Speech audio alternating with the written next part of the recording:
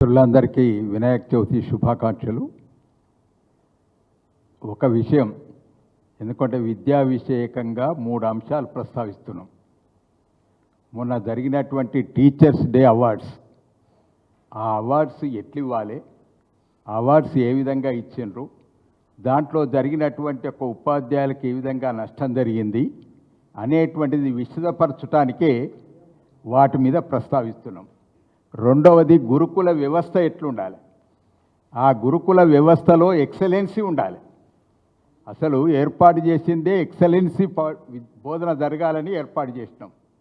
కానీ దాంట్లో టీచర్లు లేకుండా ఎక్సలెన్సీ ఎట్లుంటుంది?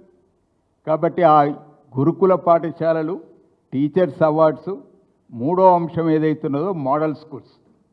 ఈ మోడల్ స్కూల్స్ కూడా ఆనాటి నుంచి ఈనాటి వరకు వాటిని పట్టించుకున్న నాదుడు కనబడతలేడు. కాబట్టి ఇప్పటికైనా కానీ ఆ మోడల్ స్కూల్స్ ఏ పద్ధతి ప్రకారంగా నియామకాలు జరిగినాయో దాంట్లో కూడా మంచి నాణ్యమైన విద్య లభించాలనేటువంటి తలంపుతోటి వెనుకబడినటువంటి మండలాలలో ఒక్కొక్క మోడల్ స్కూల్ ఏర్పాటు చేసినాం. కాబట్టి ఈ 3 అంశాల మీదనే ప్రధానంగా కేంద్రీకరణ చేస్తున్నా. ఫస్ట్ ఏదైతున్నదో టీచర్స్ అవార్డ్స్. అసలు మాకు కావలసినటువంటి ఒక టీచర్స్ ఏవైతున్నారో పాఠశాలల్లో పనిచేసేటువంటి యొక్క ఉపాధ్యాయులందరికీ కూడా 5th సెప్టెంబర్ నాడు, అంటే సర్వేపల్లి రాధాకృష్ణన్ గారి జన్మదినాన్ని పురస్కరించుకొని ఉపాధ్యాయ దినోత్సవం నిర్వహిస్తాంటాం. సర్వసాధారణంగా వ్యాస మహర్షి పుట్టిన రోజును గురు పూజోత్సవం అంటాం. కానీ మా 5th సెప్టెంబర్ ఏదైతున్నదో దాన్ని మాత్రం ఉపాధ్యాయ దినోత్సవం అంటాం. ప్రపంచవ్యాప్తంగానూ ఇది కేవలం భారతదేశంలోనే నిర్వహిస్తూ అంటాం. భారతదేశంలోనూ ఉపాధ్యాయ దినోత్సవం నిర్వహిస్తున్నాం.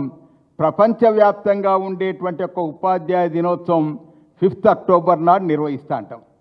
కానీ మన దగ్గర 5th సెప్టెంబర్ నాడు నిర్వహించేటువంటి దాంట్లో సెలక్షన్ ఎట్లుండాలి, ఏ విధంగా ఉపాధ్యాయుల సెలక్షన్ జరగాలి, దీంట్లో 2 రకాలైనటువంటి కేటగిరీ ఉపాధ్యాయుల నియామకం జరుగుతుంది. వాళ్ళని గుర్తింపు చేస్తాం.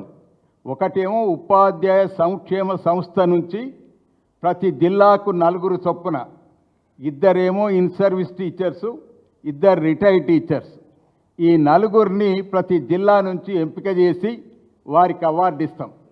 అదేవిధంగా టీచర్స్ అవార్డ్స్ ఏవైతున్నాయో స్టేట్ టీచర్స్ అవార్డ్స్, ఈ స్టేట్ అవార్డ్స్ ఏవైతున్నాయో ఆ అవార్డ్స్ ప్రతి కేటగిరీ వారిగా master, school assistant, second grade teacher, PET, craft, drawing teachers, ఈ విధంగా కేటగిరీ వారిగా ఉత్తమమైనటువంటి ఒక ఉపాధ్యాయులను ఎంపిక చేయడానికి డైరెక్టర్ ఆఫ్ స్కూల్ ఎడ్యుకేషన్ గారు ఒక కమిటీ ఏర్పాటు చేసి దాని ద్వారా ఎంపిక చేస్తారు. కాబట్టి మేము కోరేది ఏంటంటే నిర్దిష్టంగా ఎవరికైతే అర్హత ఉన్నదో పారదర్శకంగా ఆ టీచర్స్ని అందరినీ ఏర్పాటు చేసి వారిని ఎంపిక చేసి ఆ ఎంపిక ద్వారా అయినటువంటి వాళ్ళను నిర్దిష్టం తప్పనిసరిగా వారికి ఆ రోజు అవార్డులు ప్రదానోత్సవం చేయవలసినటువంటి అవసరం ఉంటుంది. ఇది నిర్వహణ జరిగేదంతా కూడా విద్యాశాఖ మంత్రి గారి ఆధ్వర్యంలో జరుగుతూ ఉంటుంది. కానీ ఇప్పుడు మనకు ఉన్నటువంటిది విద్యాశాఖ మంత్రి, ముఖ్యమంత్రి ఒకరే అయినరు కాబట్టి వారి ఆధ్వర్యంలో పారదర్శకంగా జరగాలనేది మా కోరిక. కానీ ఆ విధంగా జరగలేదనేటువంటిదే మేము డిమాండ్ చేస్తున్నాం. కాబట్టి ఆ రోజు పివి రంగారావు గారు విద్యాశాఖ మంత్రి గారు ఉన్నప్పుడు వారు ఇట్లనే ఎంపిక సరిగ్గా జరగకపోతే వారు రాత్రికి రాత్రి ప్రతి జిల్లా నుంచి ఉత్తమమైనటువంటి ఉపాధ్యాయుని ఎంపిక చేయించుకొచ్చి అందరినీ కూడా తెల్లార వరకు రప్పించి వారికి అవార్డు ప్రదానోత్సవం చేశారు. ఆ రోజు కాంగ్రెస్లోనే ప్రధానంగా దీనికి అంత ప్రాధాన్యత ఉండేది.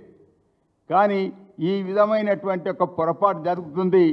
ఇప్పటికైనా ముఖ్యమంత్రి గారు గమనించి ఆ అవార్డులు స్పష్టంగా జరిగేటట్టుగా ఆ విధమైనటువంటి నిర్ణయం తీసుకోమని కూడా కోరుతున్నాం. రెండవది, గురుకుల వ్యవస్థ ఏదైతున్నదో ఆ రోజు పివి నరసింహారావు గారు విద్యామంత్రిగా ఉన్నప్పుడు వారు ఈ గురుకుల వ్యవస్థను ఏర్పాటు చేశాడు. గురుకుల వ్యవస్థ ఏర్పాటు చేసినప్పుడు ఎక్సలెన్సీ అంటే బాగా ప్రతిభ కలిగినటువంటి యొక్క విద్యార్థులను గుర్తించి వారి కొరకు రెసిడెన్షియల్ మోడ్లో ఈ గురుకుల వ్యవస్థను ఏర్పాటు చేయడం జరిగింది.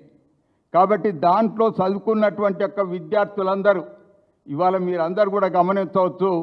మన డీజీపీ పనిచేసినటువంటి మహేందర్ రెడ్డి గారు గురుకుల వ్యవస్థ యొక్క విద్యార్థి. అటువంటి వాళ్ళు ఎంతోమంది ఐఏఎస్ ఆఫీసర్లు అయినరు, ఐపీఎస్ ఆఫీసర్లు అయినరు. కాబట్టి అటువంటి వ్యవస్థగా ఉండాలి గురుకుల వ్యవస్థ పాఠశాలలు. ఆ విధంగా ఉన్నట్టయితేనే ఎక్సలెన్సీ ఉండేటువంటి యొక్క అవకాశం ఉంటుంది. ఇలా మన చుక్కా రామయ్య గారు సరస్వతి పుత్రుడైనటువంటి చుక్కా రామయ్య గారు కూడా ఆ గురుకుల వ్యవస్థలో ఏర్పాటైనటువంటి యొక్క పాఠశాలలో సర్వేల్ పాఠశాలలో మొదటి ఉపాధ్యాయుడిగా పనిచేసినటువంటి గణిత శాస్త్ర ఉపాధ్యాయుడిగా పనిచేసినటువంటి వారు. కాబట్టి అటువంటి టీచర్లను రాష్ట్ర వ్యాప్తంగా ఎవరైతే ప్రతిభ కలిగినటువంటి టీచర్లు ఉన్నారో వారిని గుర్తించి ప్రతినియుక్తి చేసేటువంటి వాళ్ళు, డిప్యుటేషన్పై తీసుకొచ్చేటువంటి వాళ్ళు, వాళ్ళతోటి పాఠాలు చెప్పిస్తే వాళ్ళు మంచి విద్యార్థులుగా రాణించేటువంటి అవకాశం ఉంటుందని ఆ విధంగా భావించి ఆ వ్యవస్థను అట్లా బాగా పటిష్టంగా రూపకల్పన చేయడం జరిగింది. కాబట్టి ఇప్పటికైనా ముఖ్యమంత్రి గారు బాగా ఆలోచన చేయాలి. ఆ రోజుల్లో ఎట్లా ఉండే వ్యవస్థ, ఈ రోజుల్లో ఆ వ్యవస్థను పునరుద్ధరించడానికైనా ప్రయత్నం చేస్తారని మేము ఆలోచన చేస్తున్నాం. కాబట్టి వారితో డిమాండ్ చేసేది కేవలం ప్రభుత్వ పరంగా నిర్వహించేటువంటి గురుకుల పాఠశాలలే కాదు, సంక్షేమ సంస్థ ద్వారా ఇవాళ మైనారిటీ కానీ అదేవిధంగా ఎస్సీ కానీ ఎస్టీ కానీ ఈ సంక్షేమ శాఖ ద్వారా నిర్వహిస్తున్నటువంటి గురుకుల పాఠశాలలు ఏవైతున్నాయో సమర్థవంతంగా నిర్వహించినట్టయితేనే దాంట్లో చదువుకున్నటువంటి యొక్క విద్యార్థులందరూ కూడా బాగా రాణించేటువంటి యొక్క అవకాశం ఉంటుంది. కానీ ఇప్పుడు నిర్వహిస్తున్నటువంటి యొక్క పాఠశాలలో అందులో సరైనటువంటి వసతులు లేకపోవటం వల్ల సగం మంది పిల్లలందరూ కూడా వెళ్ళిపోయేటువంటి యొక్క పరిస్థితి వచ్చింది. కాబట్టి అట్లా జరగకుండా సమర్థవంతంగా నిర్వహణ జరిగేటట్టుగా చర్యలు తీసుకోవాలని కూడా డిమాండ్ చేస్తున్నాం. మూడవది మోడల్ స్కూల్స్ ఏవైతున్నాయో, ఆదర్శ పాఠశాలలు ఏవైతున్నాయో ఆ ఆదర్శ పాఠశాలలను 2013వ సంవత్సరంలో ఆనాడు కాంగ్రెస్ ప్రభుత్వంలో ఈ పాఠశాలలు ఏర్పాటు చేసినాం. వెనుకబడిన మండలాలలో అంటే ఎక్కువ బ్యాక్వర్డ్ మండలాలు ఏవైతున్నాయో ఆ మండలాలలో 194 పాఠశాలలు ఆంధ్రప్రదేశ్లో వేరు, మన తెలంగాణలో ఎక్కువ వెనుకబడిన మండలాలు ఉంటాయి కాబట్టి 194 పాఠశాలలు ఏర్పాటు చేసినాం. ఈ 194 పాఠశాలల్లో సుమారు 3000 మంది అంటే ప్రిన్సిపాల్స్, పీజీటీలు, టీజీటీలు పనిచేస్తున్న వాళ్ళు. వారికి ఇంతవరకు కూడా ప్రభుత్వ ఉపాధ్యాయులుగా పరిగణింపబడతలేరు. వారు ఆనాడే 10A1 కింద నియామకమైనప్పటికీ కూడా వారిని ప్రత్యేకంగా ప్రభుత్వ ఉపాధ్యాయులుగా పరిగణించకుండా వారు ప్రత్యేకమైనటువంటి ఉపాధ్యాయులుగా పరిగణించడం వల్ల వారికి ఎటువంటి సదుపాయాలు విస్తరించబడతలేవు. వారికి సరి అయినటువంటి వేతనాలు వస్తలేవు, వారికి సరి అయినటువంటి బదిలీలు జరుగుతలేవు, ప్రమోషన్లు లేవు. సుమారు ఇప్పటికి చూడండి 2013 నుంచి 11 సంవత్సరాల నుంచి ఒక్క టీచర్ బదిలీకి నోచుకోలేదు, ఒక్క టీచర్ ప్రమోషన్కు నోచుకోలేదు. కాబట్టి ఇటువంటి వ్యవహారం ఉన్నది. దీంట్లో సరిగ్గా జోక్యం చేసుకొని విద్యామంత్రిగా కానీ ముఖ్యమంత్రిగా కానీ జోక్యం చేసుకొని ఆ వ్యవస్థ సక్రమంగా నిర్వహణ జరిగేటట్టుగా అటువంటి చర్యలు తీసుకుంటాడని ఆశిస్తున్నాం, డిమాండ్ చేస్తున్నాం. అదే కాకుండా ఈ మోడల్ స్కూళ్ళల్లో ఇప్పుడున్నటువంటి ఒక మోడల్ స్కూల్స్ అన్నిటి కూడా ప్రభుత్వ పాఠశాలలుగా మార్చి ప్రభుత్వ ఉపాధ్యాయులకు ఏవైతే సదుపాయాలు ఉన్నాయో అంటే వేతనాలు 0108 కింద చెల్లించేటట్టుగా, అదేవిధంగా వారికి కంపెన్సేట్ అపాయింట్మెంట్ లభించేటట్టుగా, వారికి కూడా అన్ని రకాల సదుపాయాలు ఉండేటట్టుగా ఆ వ్యవస్థను ఎక్స్టెండ్ చేయాలని కూడా ఈ సందర్భంగా డిమాండ్ చేస్తున్నాం. ఈ 3 అంశాల మీద ముఖ్యమంత్రి కేంద్రీకరణ చేసి పాలకపక్షం ప్రతిపక్షం, పాలకపక్షం ఎప్పుడైనా ప్రతిపక్షం ఏం చెప్తుంది అనేటువంటి ఒక విషయాన్ని గమనించాలి. గమనించి దానికి అనుగుణ్యంగా చర్యలు తీసుకోవాలి. కానీ మాటకు మాట ఎదురు మాట్లాడేటువంటిది సరి అయినటువంటి ఒక విధానం కాదు. మీరే ప్రభుత్వ పరంగా ప్రతిపక్ష నాయకుడిని ఎన్నుకొని ప్రతిపక్ష నాయకుడికి అన్ని సదుపాయాలు కల్పించబడుతుంది. మా బాధ్యత అది. మేము విమర్శించేదే మా బాధ్యత. విమర్శిస్తున్నప్పుడు ఇట్లా విమర్శిస్తుండు అట్లా విమర్శిస్తుండు అంటే విమర్శించకపోతే ఎందుకున్నట్టు మరి మేము.